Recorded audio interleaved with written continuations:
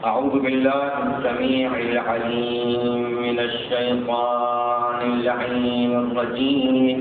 بسم الله الرحمن الرحيم. الحمد لله الذي لا يبلغ مدحته القائلون ولا يحصي نعماءه العادون ولا يؤدي حقه المجتهدون الذي لا يدركه بعث الهمم ولا يناله غوص الفطن الذي ليس لصفته حد محدود ولا نحس موجود ولا وصف معدود ولا أجل ممدود. فطر الخلائق بقدرته ونشر الرياح برحمته وغسد بالصخور ميدان أرضه. ثم الصلاة والسلام والتحية والإكرام على رسول الأنام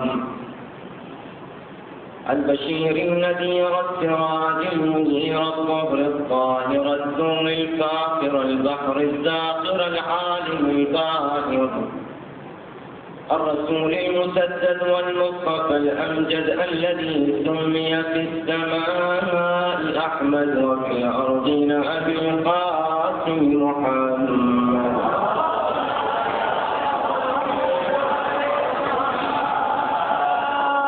ولا سيما ابن عمه ووصيه وخليفته وصاحب لوائه غالب كل غالب مطلوب كل طالب مولانا علي بن أبي طالب.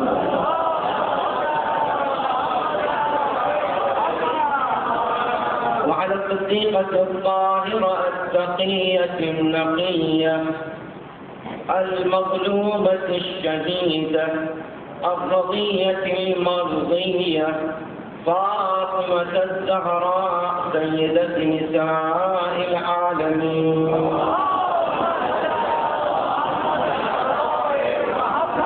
على آلهم الطيبين الطاهرين المعصومين المظلومين واللعنة الدائمة الباقية على أعدائهم أجمعين من ليلنا هذا إلى يوم الدين.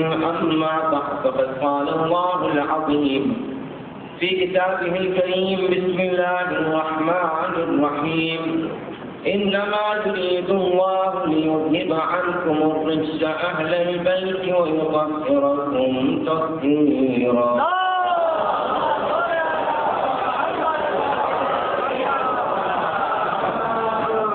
بزرگان ملت، نوجوانان عزیز،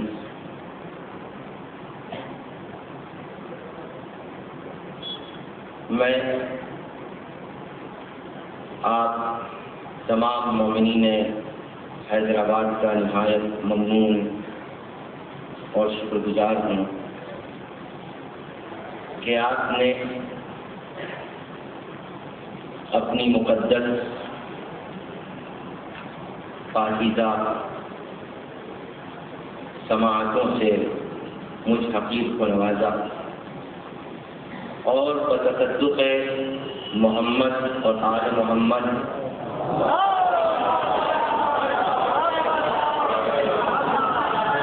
دوبارہ آپ حضرات سے شرف ملاقات حاصل ہوا. اور خاص طور سے میں شکر گزار ہوں آفتاب دکن علامہ اختر زیدی صاحب قبلہ کا کہ جو اپنی علالت کے باوجود یہاں تشریف لائے اور ہماری حوصلہ افزائی فرمائی. اور ہماری دعا ہے کہ ایسے خادم اہل بیت کا سایہ صحت کے ساتھ انشاءاللہ قوم پر باقی رکھے.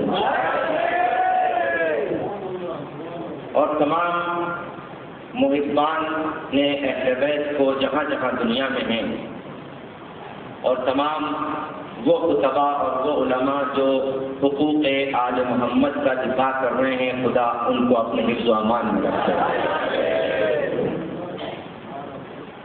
جس آئے واقعی ہدایت کی تلاوت کا شرف میں نے آپ حضرات کی خدمت میں حاصل کیا ہے، وہ سورہ مبارکہ احزاب کی 33ویں آیت ہے، جس میں خداوند عالم طہارت اہل بیت کا اعلان فرما رہا ہے، اور بطور تمہید یہ بات عرض کرتا چلوں کہ سرنامہ کلام میں جو میں نے آیت پڑھی ہے، ظاہر سی بات ہے کہ آیت ہے، کوئی حدیث نہیں ہے، اس لیے کہ حدیث کو لوگ ضعیف کہہ کے ٹال دیتے ہیں، لیکن قرآن قوی السند ہے، اور قرآن وہ الہی کتاب ہے کہ جس میں مجتہد کا اجتہاد بھی اس نص کے مقابلے پہ نہیں چلتا، اور قرآن کی خصوصیت یہ ہے کہ قرآن کل بھی تھا، آج بھی ہے، کل بھی رہے گا، اور اس کا وجود صرف ایسے ہی نہیں بلکہ قرآن کل بھی معجزہ تھا، آج بھی معجزہ ہے، کل بھی معجزہ رہے گا، اور یہ بات طے ہے کہ جب معجزے کا وجود ثابت ہے تو پھر معجز نما کا وجود بھی ثابت ہوتا ہے۔ تو اگر قرآن معجزہ ہے تو ماننا پڑے گا کہ کوئی معجز نما ہے جو اس معجزے کی حفاظت کر رہا ہے۔ تو اب سوال یہ پیدا ہوتا ہے کہ قرآن یہ جو کتاب ہمارے اور آپ کے سامنے، پوری دنیا کے تمام مسلمان اس کی تلاوت کرنے کو اپنے لیے باعث فخر سمجھتے ہیں۔ اس قرآن کی تلاوت کے بڑے فضائل ہیں۔ یہ کتاب الہی کتاب، اس میں جو الفاظ آئے ہیں وہ وہی الفابیت ہیں جو عربی، فارسی اور اردو میں استعمال ہوتے ہیں، الف سے لے کے یہ تک، لیکن جتنے بھی مصنفین ہیں دنیا کے، عرب ہوں یا غیر عرب، فارس ہوں یا غیر فارس، ہندوستان کے ہوں یا پاکستان، اردو، عربی اور فارسی، جتنے بھی حروف اور الفاظ استعمال ہوتے ہیں، توجہ چاہتا ہوں، وہ سب قرآن میں موجود ہیں، لیکن کیا کوئی مصنف، کوئی مؤلف، کوئی مؤرخ عربی کا، فارسی کا، اردو کا یہ دعویٰ کر سکتا کہ میرا الف قرآن کے الف کے برابر ہے، میرا یہ قرآن کی یہ کی برابر ہے، میرا تے قرآن کی تے کی برابر ہے؟ کہا برابر کیوں نہیں ہو سکتا؟ کہا اس لیے نہیں ہو سکتا کہ ہے تو تے، لیکن نکلا ہوا ہے اللہ کے ذہن سے، اللہ کی زبان سے، کلام اللہ کہلاتا ہے، تمہارا کلام نہیں ہے، توجہ چاہتا ہوں، تمہارا کلام نہیں ہے، یہ کلام اللہ ہے۔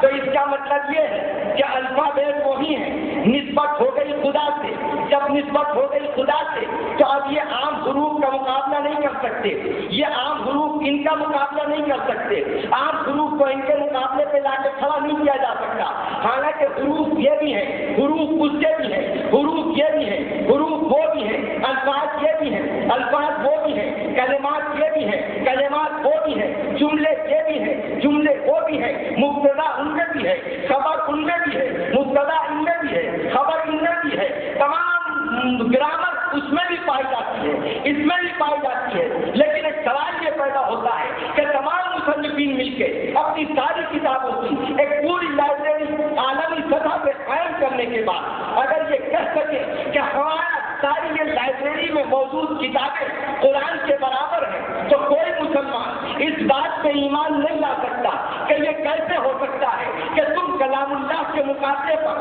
اپنے کلام کو پیش کرو۔ تو کہا کیا بات ہے، الف اس میں بھی ہے، الف اس میں بھی ہے، یہ اس میں بھی ہے، یہ اس میں بھی ہے، کہا ہے تو تمہارا یہ، لیکن تمہارے یہ میں اور خدا کے یہ میں بڑا فرق ہے، کہا کیوں؟ کہا اس کی نسبت ہو گئی ہے کلام اللہ، اللہ کا کلام۔ تو اب توجہ چاہتا ہوں، نادانو تم کو اتنا نہیں پتا، جب تم کلام اللہ کا مقابلہ نہیں کر سکتے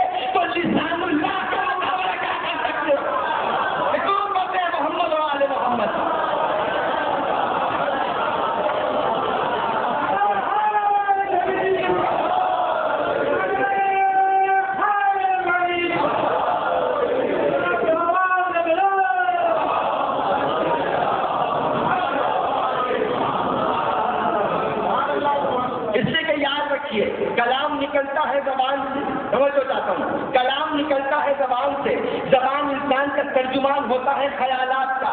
جب تک زبان نہ ہو میں گفتگو نہیں کر سکتا، جب تک زبان نہ ہو میں اپنے خیالات کا اظہار نہیں کر سکتا، جب تک زبان نہ ہو میں اپنے معافی زمین کو آپ کے سامنے پیش نہیں کر سکتا. یہ زبان ہے. تو اب آپ دیکھیے لسان اللہ ہے کون؟ لسان اللہ ہے کون؟ کلام اللہ ہے کون؟ تو آپ تعجب نہ کرنا، کلام اللہ کسی بھی موقع پر، کسی بھی محل، کسی بھی عمر میں اگر لسان اللہ کی زبان پہ جاری ہو جائے تو یہ کوئی تعجب کی بات نہیں ہے. کیوں؟ اس لیے کہ یاد رکھیے قرآن ہے کیا؟ کہا کتاب. کتاب کس کو کہتے ہیں؟ کہا لکھی ہوئی شے کو کتاب کہتے ہیں. جو لکھی جائے کتاب کہی جاتی ہے. تو اب سوال یہ پیدا ہوتا ہے لکھا کس نے؟ کہا اللہ نے. ہم نے پوچھا کیا اللہ کے ہاتھ ہیں؟ کہا اللہ کے ہاتھ نہیں ہے. ہم نے پوچھا کیا اللہ کی آنکھیں ہیں؟ کہا اللہ کی آنکھیں نہیں ہیں. ہم نے پوچھا کیا اللہ کے زبان ہے؟ کہا اللہ کے زبان نہیں ہے. وہ جسم و جسمانیات سے مبرہ ہے. تو پھر سوال یہ پیدا ہوتا ہے کہ اس کتاب کو لکھا کس نے؟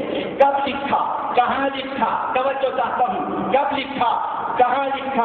کس وقت لکھا؟ تو اب ظاہر سی بات ہے لکھا ہاتھ میں، لکھا ہاتھی نے. یہ نہیں ہو سکتا کہ کوئی بغیر ہاتھ سے آنکھیں لکھ دے. لکھا ہاتھ نے. تو اب جو ید اللہ ہے وہ لکھے گا،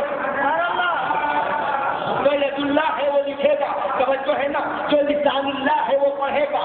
اچھا اب اس میں تعجب کیوں کرتے ہو کہ اگر کوئی خود اپنی تحریر پڑھ لے، تو ہے نا اپنی لکھی ہوئی تحریر اگر کوئی خود پڑھ لے تو اس میں تعجب کی بات نہیں ہے. بزرگان ملت میری منزل اس سے آگے ہے، لیکن ایک جملہ میں آپ کی خدمت میں عرض کرنا چاہتا ہوں اور وہ یہ ہے، میں نے پچھلے سال بھی عرض کیا تھا، جس کی سماعتیں پاک ہوتی ہے، جس کی نظر پاک ہوتی ہے، جس کی فکر پاک ہوتی ہے، جس کا قلب پاک ہوتا ہے، جس کا ضمیر پاک ہوتا ہے، جس کی اصل پاک ہوتی ہے، جس کی نسل پاک ہوتی ہے، اسی کی سمجھ میں علی کی فضیلت آتی ہے.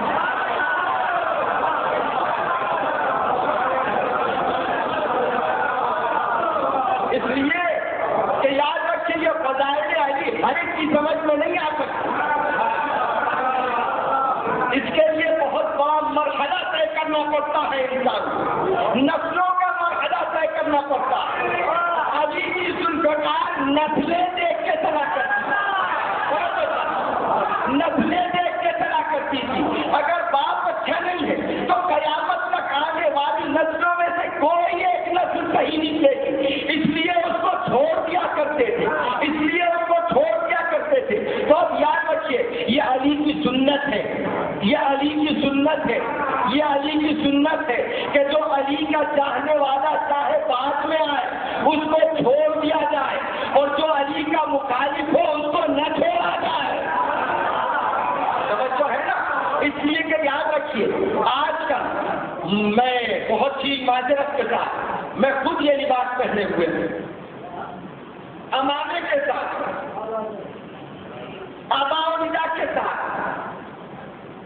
ٹوپی اور شیروانی کے ساتھ منبر کی بلندی نوجوانوں کے اذہان گمراہ کیا جاتا کہ آپ روزانہ وہی خیبر، روزانہ وہی صدق، روزانہ وہی خندق. سنتے سنتے کان پک گئے. تمہارے کان کیا پکے؟ اللہ نے پہلے ہی تمہارے کان پکا دیے. توجہ چاہتا ہوں، تمہارے کان نہیں پکے، پہلے ہی سے اللہ تمہارے دل میں، چونکہ توفیق اللہ کی جانب سے ہوتی ہے. کہا کہ یہ نمازی نہیں ہے، کہا نمازی کیوں نہیں ہے؟ کہا توفیق نہیں حاصل ہوئی. تو کمال ہے، حیرت کی بات ہے، فروع دین میں توفیق تلاش کرتے ہو.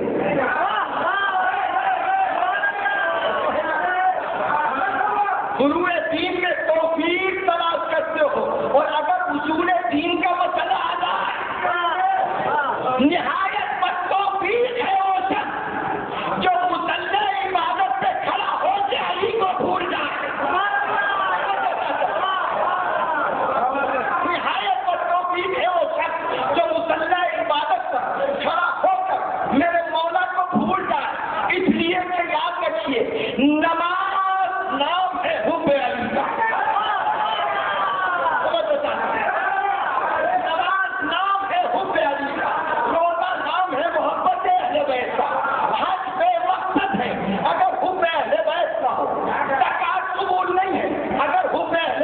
ہو، خون قبول نہیں ہے، اگر حب اہل بیت نہ ہو، اس لیے کہ یاد رکھو، توجہ چاہتا ہوں، پوری کائنات ان کے سطح میں خلق ہوئی، پوری دنیا ان کے طفیل میں خلق ہوئی۔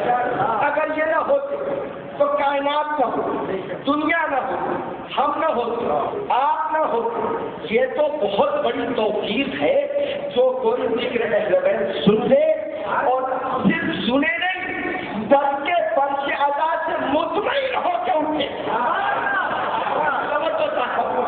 مطمئن ہو کے اٹھے کہ جو فضیلت میں نے سنی ہے یقینی ہے، وہ یقینی ہے۔ ہمارے اور آپ کے امام جعفر صادق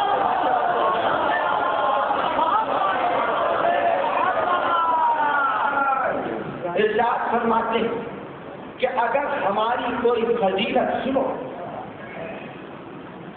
تو سن لو، اور اگر سمجھ میں نہ آئے تو اعتراض نہ کرنا، اعتراض نہ کرنا۔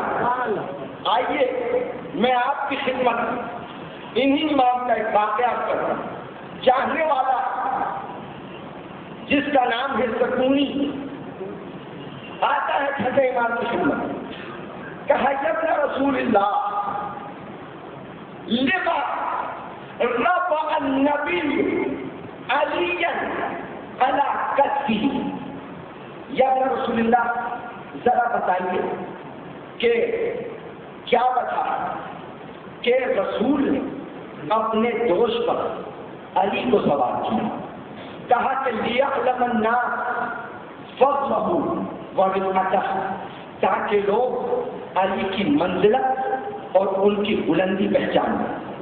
کہا جتنی اپنا رسول اللہ، یا اپنا رسول اللہ اور اضافہ فرمائیں، کہا لیعلم الناس انہ ولی بعدہ، تاکہ لوگ یہ سمجھ لیں کہ علی ان کے بعد ولی۔ کہا جتنی اپنا رسول اللہ، کہا لیعلم الناس انہ ولی بلا فضل بعدہ، تاکہ لوگ یہ جان لیں کہ جیسے علی کے قدم بلا فضل جوش نبی سے متصل ہے، ایسے ہی علی بھی نبی سے بلا فضل ہے۔ توجہ چاہتا ہوں اگلی عبارت پر، کہا جتنی اپنا رسول اللہ، اور اضافہ فرمائیے تو چھٹے امام ارشاد فرماتے ہیں یا سکونی لو زدت لقمت عنی وقلت ان جعفر ابن محمد کاذب او مجنون۔ دیکھو اے سکونی، تم ہو تو میرے چاہنے والے، لیکن میں نے تمہارے سب کے مطابق فضیلت بیان کی، تمہارے سب کے مطابق فضیلت بیان کر دی۔ لو زدت، اگر میں اضافہ کروں علی کی فضیلت میں، لقمت عنی، تم میرے پاس سے اٹھ جاؤ گے اور یہ کہتے ہوئے اٹھو گے معاذ اللہ کہ جعفر ابن محمد یا تو جھوٹے ہیں یا مجنون ہے۔ توجہ چاہتا ہوں اب آپ سمجھے چھٹے امام کے اس جملے سے کہ مجنون کس کو کہا جاتا ہے، مجنون کس کو کہا جاتا ہے؟ وما انت بنعمت ربک بمجنون، اے محمد خدا کی قسم آپ مجنون نہیں ہیں، اس لیے کہ جب منافقوں نے بار بار نبی سے علی کے فضائل سنے تو کہا یہ مجنون ہے، تو کہا یہ مجنون ہے۔ جب کہا مجنون ہے تو اللہ نے رد کی، نہیں مجنون نہیں ہے، جنون محبت علی کا نام جنون نہیں ہے، دیوانگی محبت علی کا نام نہیں ہے۔ ہاں وہ دیوانگی جو بہلول کی دیوانگی ہے، جو ہزار آفردانگیوں پہ بھاری ہے، وہ دیوانگی جو لوگوں کو جنت تقسیم کرتی ہے، یہ صرف محبت علی میں پائی جاتی ہے۔ توجہ چاہتا ہوں، تو اب آئیے ذرا غور کریں کہ جنت ہے کیا، جنت کہتے کس کو؟ قرآن میں جنت کی بڑی تعریف ہے۔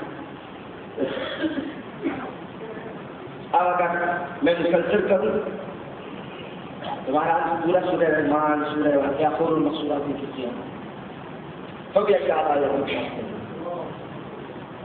کأنہم الیاقوت والمرجان متکئین علی سرر متقابلین، سورہ واقعہ.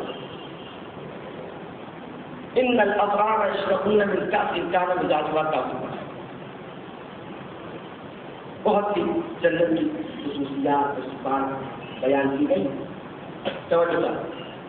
لیکن دیکھیے حضور، ایک چیز ہوتی ہے حقیقت اور ایک چیز ہوتی ہے مجاز. ایک چیز ہوتی ہے حقیقت اور ایک چیز ہوتی ہے مجاز. حقیقت کسے کہتے ہیں؟ مثال کے طور پر اگر میں نے صرف لفظ شعر کہا تو آپ کے ذہن میں جنگل کا شعر آئے،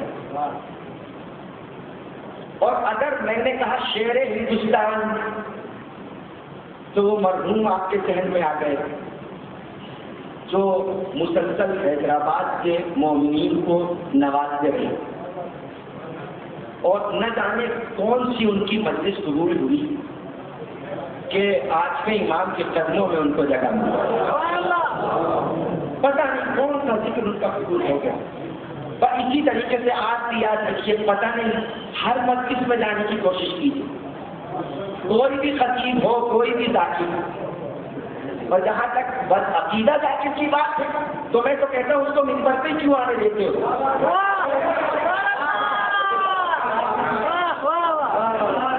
اس کو منبر ہی پہ کیوں آنے دیتے ہو؟ نعرہ حیدری کے خلاف منبر سے بیان. کیسے مومن ہیں جو سن رہے ہیں امیر المومنین کی غیبت؟ توجہ کرو، میں نے بہت بڑا جملہ کہہ دیا. ایک مومن کی غیبت سننا گناہ ہے کبیرہ، اور جو امیر المومنین کو منبر کی بلندی سے نعرہ حیدری کے خلاف جملہ ہے کہ معاذ اللہ معاذ اللہ، نعرہ حیدری لگاؤ یا تالی بجاؤ برابر ہے. یہ کوئی وہابی چہرہ نہیں کہہ بلکہ ایک شیعہ چہرہ کہہ رہا ہے، منبر پہ کہہ رہا ہے، امام بارگاہ میں پڑھ رہا ہے. معاذ اللہ، نقل کفر، میں تو اس کو کفر سمجھتا ہوں، اس لیے کہ دشمن علی میں 3 چیزیں اکٹھی ہو جاتی ہیں. 3 چیزیں اکٹھی ہو جاتی ہیں. دیکھیے، دشمن خدا مشرک ہوتا، دشمن نبی کافر ہوتا، لیکن دشمن علی منافق بھی ہوتا، کافر بھی ہوتا، مشرک بھی ہوتا. توجہ ہے، اس لیے کہ علی مظہر نبی بھی ہے، مظہر خدا بھی ہے.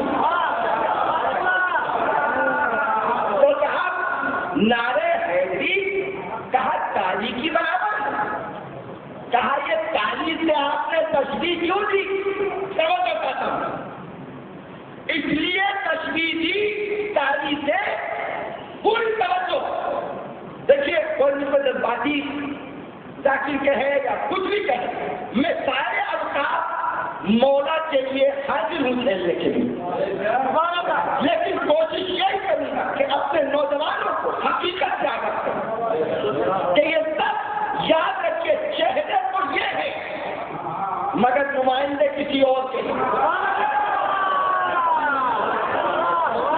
اور پیسہ اثر کرتا ہے، غلط پیسہ انسان کے نفس پر، انسان کی روح پر غلط پیسہ اثر کرتا ہے.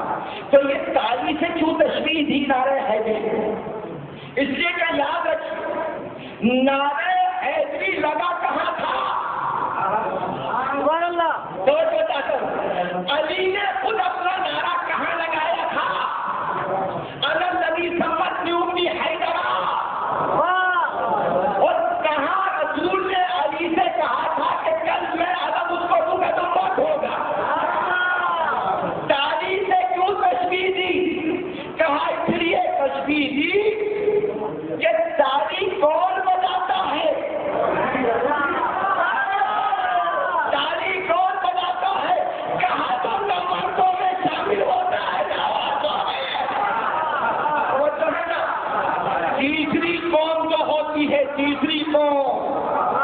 دینا وہ تالی بجاتی ہے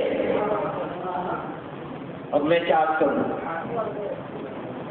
میرے مولا کا تو نام علامت ہے بہادری کی، شجاعت کی، علی کہو یا شجاعت کہو برابر، علی کہو یا سخاوت کہو برابر۔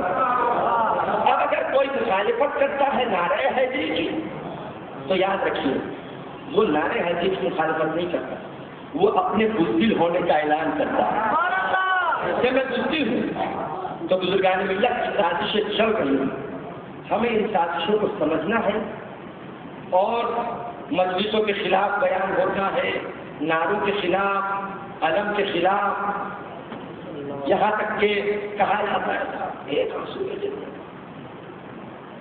ارے تم کون ہوتے ہو یہ فیصلہ کرنے والے کہ ایک آنسو میں ملتی ہے یا نہیں ملتی؟ ہمیں تو وہ جنت چاہیے بھی نہیں جس کا تصور تمہارا، ہمیں وہ جنت نہیں چاہیے جو تمہارے تصور سے متعلق ہے۔ کہا پھر تم کو کون سی جنت چاہیے؟ کہا آؤ ہمارے ساتھ چلو درے صادق آل محمد پر۔ کہا وہاں چل کے کیا کریں؟ کہا وہ ایک منظر دکھاتے، ایک شخص دعا کر رہا، الہی حبل الجنہ، پروردگار مجھ کو جنت عطا کر، پالنے والے مجھے جنت عطا کرتے، خانہ کعبہ کا پردہ پکڑے ہوئے دعا کر رہا ہے پروردگار مجھ کو جنت دے دے، مجھے جنت دے دے۔ ہے کون؟ علی کا چاہنے والا۔ چھٹے امام نے اس کو قریب بلایا اور بلانے کے بعد کہا میرے چاہنے والے آج کے بعد سے یہ دعا نہ کرنا، آج کے بعد سے یہ دعا نہ کرنا۔ چاہنے والا گھبرا گیا، کہا مولا یہ کیا مطلب؟ کیا جنت کی تمنا غلط ہے؟ کہا نہیں، میں تجھ سے بتا رہا ہوں کہ آج کے بعد سے تو یہ دعا نہ کرنا کہ مجھے جنت دے دے۔ توجہ چاہتا ہوں تو ایک مرتبہ چاہنے والا پوچھتا ہے یبن رسول اللہ آخر وجہ تو بتائیے۔ کہا کہ تو ہمارا چاہنے والا ہے تو آج ہم تجھ کو خوشخبری دے دیں، اور وہ خوشخبری یہ ہے کہ تجھ کو جنت حاصل ہو چکی ہے، اور جو چیز حاصل ہو چکی ہوتی ہے اس کی دعا نہیں کی جاتی ہے، اس کی دعا نہیں کی جاتی ہے۔ تو کہا یبن رسول اللہ کیا مجھے جنت مل گئی؟ کہا ایک بات بتا، تیرے دل میں ہماری محبت ہے یا نہیں؟ کہا بالکل ہے یبن رسول اللہ۔ کہا بھائی یاد رکھ جنت ہماری محبت کا نام ہے۔ تو کہا یبن رسول اللہ یہ بتائیے کہ اگر آپ کی محبت کا نام جنت ہے تو وہ جنت کون سی ہے جس کا ذکر قرآن میں ہے؟ کہا نادان، ہماری محبت حقیقی جنت ہے، وہ مجازی جنت ہے۔ جانے اگر ہماری محبت نہ ہوتی تو وہ جنت نہ ہوتی، ہماری محبت کے صدقے میں اس جنت کو خلق کیا گیا۔ تو جنت صدقہ ہے محمد اور آل محمد کا، سمجھو چاہتا ہوں، صدقہ محمد اور آل محمد کا جنت۔ تو اب یہ ان کی مرضی کہ وہ اپنا صدقہ کس کو دے، توجہ چاہتا ہوں۔ صدقہ دینے کے بھی شرائط ہے، ہر ایک کو صدقہ نہیں مل سکتا، توجہ چاہتا ہوں، ہر ایک کو صدقہ نہیں مل سکتا۔ صدقہ بھی دیکھ کے دیا جاتا ہے کہ فقیر ہے یا نہیں، توجہ ہے نا۔ تو جو علی کا فقیر ہوگا اسی کو وہ صدقہ ملے گا، اور ہمیں تو کوئی فکر ہی نہیں ہے جنت، اس لیے نہیں فکر ہے کہ بہت ڈرایا جاتا ہے ہمارے جوانوں کو، اور جب لوگ کعبہ موجود ہیں یہاں تباہ تشریف فرما ہے، شعراء کرام ہیں، یہ کوئی میں شاعری نہیں کر رہا ہوں بلکہ قرآن مجید کی آیت اپنے استدلال پیش کروں گا، اپنے گفتگو کے دلیل کے طور پر آیت قرآنی سے میں حوالہ دوں گا، اور وہ یہ ہے کہ یاد رکھیں ہم سے سوال نہیں ہوگا قیامت میں، بالکل نہیں۔ یہ آپ کیا کہہ رہے ہیں؟ بالکل نہیں سوال ہوگا۔ کہا نہیں ہوگا. کہا تو پھر حساب کتاب کا کیا مسئلہ ہے کہ ہوگا لیکن ہم سے نہیں ہوگا. کہا پھر کس سے ہوگا؟ کہا صرف دشمنان علی سے ہوگا. کہا اچھا بات بتاؤ، یہ دو باتیں ہیں، دشمنان علی سے سوال ہوگا، محبان علی سے سوال نہیں ہوگا. کہا ایسا ہی ہے. کہا کیا قرآن سے ثابت ہو سکتا ہے؟ کہا بالکل ہو سکتا ہے. سورہ مبارک صافات کی 34ویں آیت قیامت کا منظر دکھایا جا رہا ہے. ایک مرتبہ آواز آتی ہے وَقِفُوهُمْ إِنَّهُمْ مَسْئُولُونَ، انہیں روکو، کہاں جا رہے ہیں یہ؟ ان سے سوال ہوگا، ان سے سوال ہوگا. توجہ چاہتا ہوں. اور ایک گروہ ہوگا جس کے لیے سورہ مبارکہ رحمان کی 39ویں آیت اور قرآن اعلان کرتا ہے تو اس سے بالکل سوال نہیں ہوگا. اور یہ دونوں گروہ بات ثابت ہے اس بات کی، ثبوت ہے اس بات کا کہ ان دونوں گروہ ہمیں ظاہر کی بات ہے کہ جس سے سوال ہوگا وہ معصوم تو نہیں ہو سکتا، لیکن جس سے سوال نہیں ہوگا وہ بھی معصوم نہیں ہوگا. وہ ہم جیسے گنہگار ہوں گے لیکن محبت علی دل میں ہوگی، جذبہ اہل بیت دل میں ہوگا تو ان سے سوال نہیں ہوگا. کہ کیا آیت ہے کہ وَيَوْمَئِذٍ لَا يُسْأَلُ عَنْ ذَنبِهِ إِنسٌ وَلَا جَانٌ. آج قیامت کے دن کسی بھی اس انسان اور کسی بھی اس جن سے کہ جس کے دل میں ولایت علی ہوگی اس سے سوال نہیں ہوگا. اچھا ایک بات بتائیں، خدا کی قسم اس میں معلم حضرات بھی ہوں گے، ٹیچر حضرات بھی ہوں گے، یقیناً جو اسکولوں میں کالجوں میں یونیورسٹیوں میں پڑھاتے ہیں پروفیسر حضرات بھی ہیں. اگر آپ کا کوئی طالب علم کسی مشکل میں پھنس جائے اور آپ اس کو دیکھ رہے ہیں کہ یہ آفت میں مبتلا ہے، چاہے آپ کا شریر طالب علم ہی کیوں نہ ہو، توجہ ہے، آپ اس کو بچانے کے لیے پہنچیں گے یا نہیں؟ کہا پہنچیں گے. ہے تو شریر مگر ہے تو اپنا. ہے تو شریر مگر ہے تو اپنا. اگر ہم سے کچھ گناہ ہو جاتے تو بھائی ان کا بحر کرم ایسا ہے کہ ان کے اس بحر عصمت میں ہمارے گناہ تنکوں کی طرح بہتے ہوئے چلے جائیں. خدا کی قسم، اس لیے کہ جس کا ایک ہوتا ہے اور اچھا ہوتا ہے لوگوں کو اس پہ ناز ہوتا ہے. ہماری ایک نہیں 14 اور 14 بھی کیسے ہیں؟ اس لیے کہ آپ دیکھیے یہ ایک پروپیگنڈا کیا جاتا ہے کہ جو صاحب کو فضائل پڑھنے والے داخل ہوتے ہیں وہ جاہل ہوتے ہیں، ان کا مطالعہ نہیں ہے. اور خدا کی قسم آپ دونوں داخلوں کو سن لیجیے، جو بدعقیدہ ہے جو خوش عقیدہ ہے دونوں، اور دونوں کو بہت غور سے سنیے. جو بدعقیدہ داخل ہیں شروع میں ایک آیت پڑھتی قرآن کی، اس کے بعد پورے میں معاف کیجیے گا صرف داخلوں کو نہیں کہہ رہا، وہ خاص طور سے ان کو کہہ رہا ہوں جن کے سر پہ امامہ ہے، جن کے سر پہ امامہ ہے وہ بہت تنقید کرتے ہیں کہ فضائل پڑھنے والے جاہل ہوتے ہیں.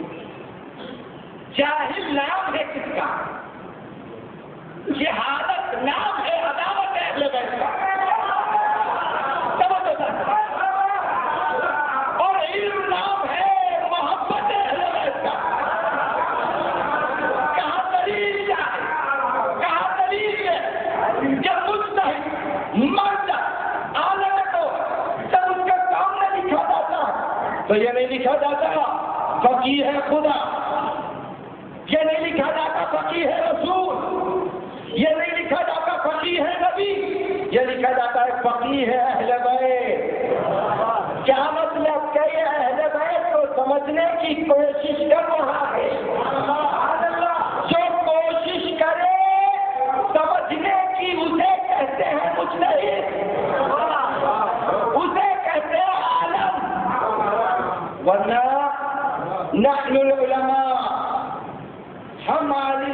چھٹے امام فرماتے ہیں ہم عالم ہیں، وشیعتنا المتعلمون، اور ہمارے شیعہ ہمارے شاگرد ہیں، یا ہمارے شیعہ ہمارے شاگرد ہیں۔ تو چھٹے امام نے آپ تمام حضرات کو اپنا شاگرد کہا۔ تو اب کوئی محب اہل بیت اگر ہے تو وہ جاہل نہیں ہے، جاہل وہ ہے کہ جس کی زبان ان کے خلاف کھلتی ہے، وہ ہے جاہل نہیں، جہل مرکب، جاہل مطلق، سر میں امامہ ردا اور ٹوپی آنے سے معیار علم نہیں پتا چلتا، معیار علم یہ پتا چلتا ہے کہ بعد مدینہ تو ایک سے کتنا جڑا ہوا ہے، کتنا متصل ہے۔ تو بات ہو رہی تھی جنت کی، آئیے پھر آپ کو اس منظر کی طرف لے چلیں کہ جو ابراہیم ابن فرات کوفی نے اپنی تفسیر فرات میں روایت رکھی تھی کہ جابر بن عبداللہ انصاری، جنہوں نے رسول کریم کا سلام 5ویں امام کی خدمت میں پہنچایا تھا، فرماتے ہیں 5ویں امام یبن رسول اللہ حدثنی حدیثا، مجھ سے کوئی ایسی حدیث بیان فرمائیے کہ اذا حدثت شیعتک فرح بذلک، اگر میں اس حدیث کو آپ کے شیعوں کے سامنے بیان کروں تو وہ خوش ہو جائیں۔ توجہ کرتا ہے، کہا کس سلسلے میں؟ کہا حدثنی حدیثا بفضیلۃ جدتک فاطمۃ الزہرا،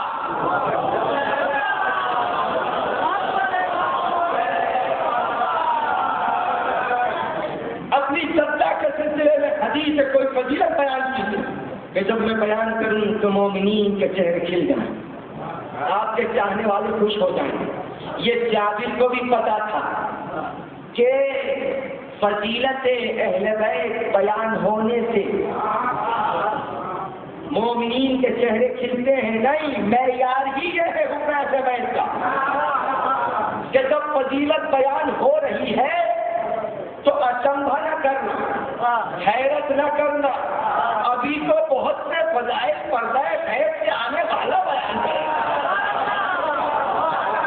اس لیے کہ ہم لوگ خطیب نہیں ہیں، خطیب تو وہ ہے جو وارث منبر سلونی ہے، وارث خطیب منبر سلونی، وہ بیان کرے گا اپنے باپ دادا کے فضائل، ہم نہیں ہیں۔ اور یہیں سے میں ایک دن نکلا آپ کے شہر حیدرآباد سے، پچھلی بار میں نے دیکھا اس کو، تو چوتھے امام کا پورا خطبہ وہ کاٹ کیا جس میں انہوں نے اپنے فضائل بیان کیے۔ ارے ہم جیسا ذاکر اگر بیان کر رہا ہے تو اس کی گفتگو کاٹ دو، لیکن اگر کوئی امام بات بیان کر رہا تو اگر ان کا خطبہ کسی نے حذف کیا کاٹا تو وہ ہم کو جواب بعد میں دے یا نہ دے، لیکن ان کو کیا جواب دے گا وہ سوچ کے رکھے۔ تو ایک مرتبہ جب جابر نے کہا ٹھیک ہے، تو اگر میں بیان کرنا شروع کر رہا ہوں تو تم باادب بیٹھو۔ کہا ٹھیک ہے، کہا اچھا ایک بات بتاؤ، وضو کر کے آئے ہو یا نہیں؟ کہا مولا جب بھی میں آپ کی خدمت میں آتا ہوں باوضو آتا ہوں، تب ایک بات پتہ چلی کہ ذکر اہل بیت سننے کے لیے بھی بہتر ہے کہ باوضو ہو کر آئے، باوضو ہو کر آئے، اس لیے کہ یہ بھی عبادت ہے۔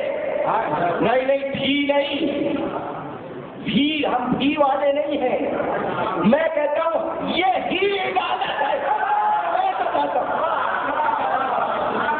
بھی نہیں، یہی عبادت ہے، اس لیے کہ یہ عبادت نہ ہوتی تو تم کیا جانتے کہ نماز کیا ہے؟ تمہیں کیا پتا چلتا کہ روزہ کیا ہے؟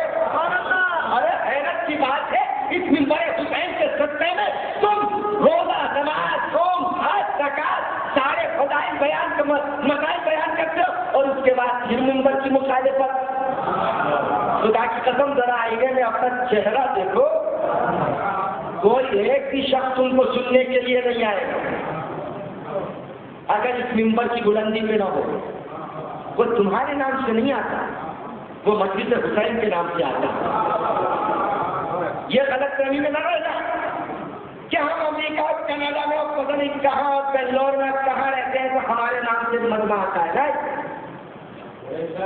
مجمع آتا ہے ہدایت کے نام صرف ان کے نام پہ آتا ہے۔ تو میں آج کا بات کہ امام نے فرمایا باوضو ہو کہوں کب آتا پیش ہو، بیٹھ گئے بات۔ اس کے بعد امام نے ارشاد فرمایا کہ حدثنی ابی عن جد رسول اللہ صلی اللہ علیہ وآلہ وسلم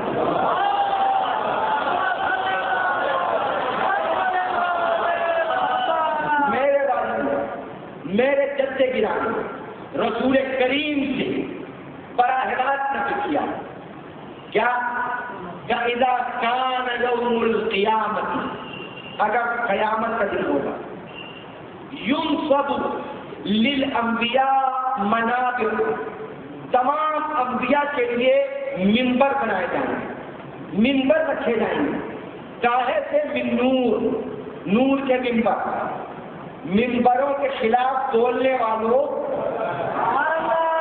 منبر وہاں بھی ملے گا۔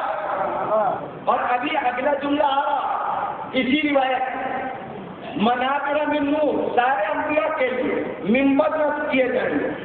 وَيُنصَبُ لِي مِنبَرًا أَعْلَىٰ مِن مَنَابِرِهِمْ، اور میرے لیے ایک منبر نصب کیا جائے گا جو تمام انبیاء کے منبروں سے بلند ہوگا۔ وَيَقُولُ اللَّهُ لِي اُخْطُبْ يَا مُحَمَّدْ، خدا مجھ سے کہے گا اے محمد خطبہ دو، خطاب کرو۔ کیا خطاب کرو پتہ نہیں، روایت میں تو نہیں ہے، لیکن میرا دل کہتا ہے کہ اے نبی اللہ، مدینے میں، مکے میں کافر تھے، مدینے میں منافق تھے، کچھ راز آپ نے پوشیدہ رکھے، علی کے فضائل بیان کرو۔ سبحان اللہ، توجہ ہے نا؟ ہو سکتا ہے اللہ یہ کہ روایت میں نہیں ہے، لیکن بہرحال ہم تو ہر خیال ادھر ہی سے جوڑ دیتے ہیں، ادھر ہی سے جوڑ دیتے ہیں۔ تو اب رسول فرماتے ہیں فَأَخْطُبُ خُطْبَةً لَمْ يَسْمَعْ مِن نَبِيٍّ وَلَا مُرْسَلٍ مِن قَبْلِ، میں اس دن ایسا خطبہ دوں گا کہ اس سے پہلے کسی نبی نے اور کسی رسول نے ایسا خطبہ نہیں دیا۔ اس کے بعد پھر اللہ کی آواز وَيُنصَبُ لِوَصِيِّ عَلِيٍّ مِنبَرًا، اس کے بعد تمام اولیاء کے لیے منبر نصب کرنے کے بعد میرے ولی علی کے لیے منبر نصب کیا جائے گا، وہ بھی نور کا منبر ہوگا، ان کا منبر تمام اولیاء کے منبر سے بلند ہوگا، توجہ چاہتا ہوں، تب بلند ہوگا۔ اور اس کے بعد علی سے اللہ کہے گا اے علی آج آپ خطبہ دیں، لم یسمع من ولی ولا وصی من قبل، کسی ولی نے اور وصی نے اس سے پہلے ایسا خطبہ نہیں سنا ہوگا۔ اس کے بعد وَيُنصَبُ لِأَوْلَادِ الْأَنْبِيَاءِ وَذَرَارِيهِمْ مَنَابِرَ مِن نور، اور اس کے بعد مختلف انبیاء کی ذریات اور ان کی اولاد کے لیے منبر نصب کیے جائیں گے۔ وَيُنصَبُ لِرَيْحَانَتَيَّ زَبْنَايَ وَصِبْطَايَ وَقُرَّةَ عَيْنَايَ فِي حَيَاةِ الدُّنْيَا وَالْآخِرَةِ الْحَسَنُ وَالْحُسَيْنُ منبران، میرے دو نواز، میرے دو آنکھوں کی ٹھنڈک، میرے دو زندگی کے چشمے، ان کے لیے منبر نصب کیا جائے گا اور ان سے کہا جائے گا کہ تم خطبہ دو۔ اب وہ خطبہ دیں گے تو کسی بھی نبی کی اولاد میں سے کسی نے بھی اتنا فصیح و بلیغ خطبہ نہیں سنا ہوگا، توجہ چاہتا ہوں، کسی نے بھی اتنا فصیح و بلیغ خطبہ نہیں سنا ہوگا۔ یہاں کا منظر ختم نہیں ہوا، کیونکہ روایت کے آغاز کے جملے یہ ہیں کہ جابر کہتے ہیں کہ اپنی جدہ کی فضیلت کے بارے میں کوئی حدیث بیان کیجیے، لیکن شروع ہوئے رسول سے، علی سے آئے، حسنین سے آئے، اس کے بعد ارشاد فرمایا فَيُنَادِي مُنَادٍ وَهُوَ جِبْرَائِیل، تو ایک منادی ندا کرے گا اور وہ منادی ہوں گے جبرائیل، أَيْنَ فاطمة بنت محمد، أَيْنَ خدیجة بنت خویلد، أَيْنَ آسیہ بنت مزاحم، أَيْنَ مریم ابنت عمران، أَيْنَ کلثوم بنت عمران، کہاں ہے سیدہ، کہاں ہے خدیجہ، کہاں ہے مریم، کہاں ہے آسیہ، کہاں ہے حوا؟ اور اس کے بعد یاتی جبرائیل بناقۃ من نور، جبرائیل ایک نور کا ناقہ لائیں، اس پہ شہزادی بیٹھی ہوں گی، وَيَنُوقُهَا إِلَى الْجَنَّةِ، اس ناقے کو جنت کی طرف لے کے چلیں گے۔ جناب سیدہ جب جنت پہ پہنچیں گی تو ایک مرتبہ آواز دیں گے، الہی و ربی و سیدی و مولائی، پروردگار، میرے آقا، میرے رب، میرے مولا، آج میں یہ دیکھنا چاہتی ہوں، انی احب ان اعرف ما هو شأنی، آج میں اپنا مرتبہ اس مجمع کے سامنے پہچاننا چاہتی ہوں۔ کہا فاطمہ کیا چاہتی ہوں؟ کہا پروردگار تو مجھے اختیار دے۔ کہا فاطمہ اختیار بہت پہلے دے دیا، بہت پہلے دے دیا، کیا اختیار چاہتی ہوں؟ کہا یا اللہ میں یہ چاہتی ہوں کہ میرے سب چاہنے والے جنت میں چلے جائیں۔ کہا ٹھیک ہے سیدہ، جنت تمہاری ہے، الجنت لک، جنت تمہاری ہے۔ جناب سیدہ کے لیے مشہور ہے، اب روایت کے جملے سنیے یہاں پر کہ جناب سیدہ ینفصل تنفصل، ناک لوگ جدا جدا ہو جائیں، کما تنفصل غیر الحب، جس الحب الردیء من الحب الجید، جس طریقے سے ایک حلال اور پاک و پاکیزہ پرندہ غلط دانوں اچھے دانوں سے جدا کرتا، اسی طریقے سے جناب سیدہ محبان اہل بیت کو دشمنان اہل بیت سے جدا کرتے ہیں۔ تو کیسے امام فرماتے ہیں لم یبقى الا شاک او منافق او کافر، تین گروہ بچیں گے، یا تو وہ بچے گا جو فضائل اہل بیت میں شک کرتا تھا، یا وہ بچے گا تو منافق ہوگا، یا وہ بچے گا تو کافر ہوگا۔ اور اس کے بعد یہ تینوں گروہ مل کے کہیں گے، قرآن مجید سورہ مبارکہ شعراء کی 100ویں، 102 اور 103 آیت، ما لنا من شافعی ولا صدیق حمیم، ہمارا آج کوئی شفاعت کرنے والا نہیں ہے، نہ ہمارا کوئی دوست ہے، نہ ہمارا کوئی ساتھی ہے۔ اب یہ کہیں گے تینوں گروہ مل کے، پروردگار ہم کو دنیا میں پلٹا دے، فَلَوْ أَنَّ لَنَا كَرَّةً لَنَكُونَ مِنَ الْمُؤْمِنِينَ، پروردگار ہم کو موقع دے تھوڑا کہ ہم پلٹ جائیں، اور پلٹنے کے بعد محبت اہل بیت اختیار کریں دنیا میں۔ لیکن سورہ مبارکہ انعام کی 28ویں آیت میں اللہ ارشاد فرماتا ہے، اللہ اکبر، انہم بعدوا ما ابقوا، آج ان کے سامنے وہ چیز ظاہر ہوگی جس چیز کو وہ چھپایا کرتے تھے۔ دیکھیے ماں کا لفظ استعمال کیا اللہ نے، ماں کو جسے وہ چھپایا کرتے تھے، یہ لفظ ماں بڑا قیمتی ہے، اسے سمجھیں، لفظ ماں بڑا قیمتی ہے۔ وہ اوحا الی عبدہ ما اوحا، یا ایھا الرسول بلغ ما انزل، توجہ ہے نا؟ تو کس شے کو چھپایا، کس چیز کو چھپایا؟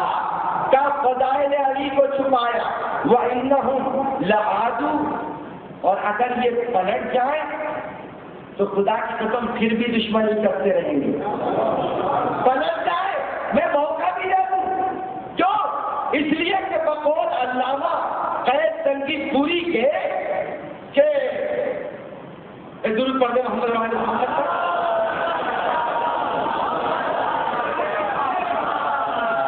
کہ دوزخ کی آب گرم سے ان کا خمیر ہے اور ایمان ان کا بغض جناب امیر ہے. توجہ چاہتا ہوں. تو یہ جو ہے اگر پلٹا بھی دیے جائیں تو نہیں بات نہیں. فضائل اہل بیت پھر بھی چھپا, فضائل اہل بیت بہت زیادہ ہے, وقت بہت کم ہے. اور جو یہ کہتے ہیں کہ صاحب بہت فضائل ہو چکے, میں کہتا ہوں کہ ان کو پتہ ہی نہیں کہ فضیلت کہتے کس کو, ورنہ ایک فضیلت بھی نہیں اس لیے بھی ایک فضیلت. کہا کیسے؟ کہا اس لیے کہ دیکھو تکرار کسی شے کی اس کی قبیح ہونے کی دلیل نہیں. سورہ حمد کی کتنی تکرار ہوگی؟ اگر کوئی پلٹ کے پوچھے, حالانکہ بات پرانی لیکن میں ذرا متصل کرنا چاہتا ہوں آج کے موضوع. سورہ حمد کس پارے میں ہے؟ کہا کسی پارے میں نہیں. تو کہا قرآن میں ہے یا نہیں ہے؟ کہا قرآن میں ہے. تو قرآن میں بھی ہے, کسی پارے میں بھی نہیں ہے. قرآن سے خارج بھی نہیں ہے, کسی سپارے میں بھی نہیں ہے. قرآن سے باہر بھی نہیں ہے, کسی سپارے میں بھی نہیں ہے. حدود قرآن میں ہے. کیا حدود قرآن کی بات چھوڑو, جو کچھ پورے قرآن میں ہے وہ سورہ حمد میں ہے. توجہ چاہتا ہوں. اب جو لوگ یہ کہتے ہیں کہ جناب سیدہ نبی نہیں تھی, جناب سیدہ امام نہیں تھی, میں کہتا ہوں کہ مثال سورہ حمد جیسی ہے. تو قرآن کے کسی پارے میں بھی نہیں ہے, پھر بھی قرآن نہیں, بلکہ سارا قرآن سورہ حمد میں. تو ساری نبوتیں ذات جناب سیدہ میں, ساری امامتیں ذات جناب سیدہ میں. یہ ہے سورہ حمد کی مثال. جناب سیدہ کے لیے تو امام نے کہہ دیا نہیں, لوگ ان کی معرفت حاصل نہیں. انشاءاللہ کچھ تھوڑا سا کل خطبہ جناب سیدہ کے حوالے سے عرض کروں گا. جناب سیدہ نے جو فصیح و بلیغ خطبہ دیا دربار منافقت میں, اور اگر جناب سیدہ کے لیے خطبہ نہ ہوتا تو آج دنیا پہچانتی نہیں کہ منافق کیسے کس کو ہے.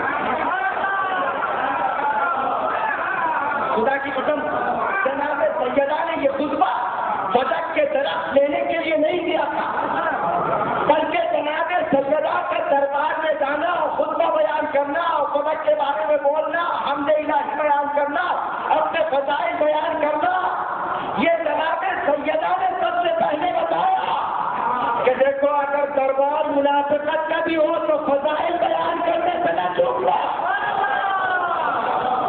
جو ہے نا حیرت کی بات ہے. ارے یہ تو جناب سیدہ سکھاتی ہے کہ دیکھو منافقت کا دربار ہے, ہم ہیں, ہمارے فضائل ہیں, اور جب ہمارے نام پہ ذکر ہو رہا تو ہمارے فضائل سے کیوں گریزاں ہو, کیوں قرار اختیار کر رہے ہیں؟ پابندی لگا دی جائے ایسے لوگوں پر. اور دیکھیے ایک بات یاد رکھیے, میں نے اپنی آنکھوں میں دیکھے واقعات, عبرت انگیز واقعات دیکھے. بہت گئے چوٹی پر, ہم نے سوچے تھے بس اب ان کے بعد مادی اعتبار سے کوئی نہیں ہے. جناب سیدہ کی شان میں گستاخی کی, اگلے دن دیوار منہدم, ترقی رک گئی, امامہ اتر گیا, چہرے پہ پھٹکار پڑ گئی, چہرہ کالا پڑ گیا, بے نور ہو گیا. خدا کی قسم سب سے جلدی پھٹکار جناب سیدہ کی پڑتی ہے, اس لیے کہ سب سے مظلوم ہے جناب سیدہ.